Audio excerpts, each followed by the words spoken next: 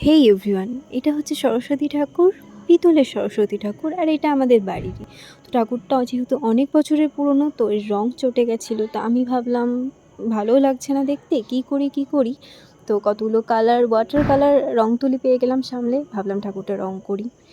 আর এখানে আমার কিন্তু অলরেডি ঠাকুরের মালাটা গ্রিন আর রেড দিয়ে রং করা হয়ে গেছিলো। তারপরে ভাবলাম যে তোমাদের সাথে শেয়ার করা যাক। দেন এটা রং করার পরেই আমার এটা মাথায় আসলো, সেই জন্য তারপর থেকে আমি ভিডিওটা করা শুরু করলাম।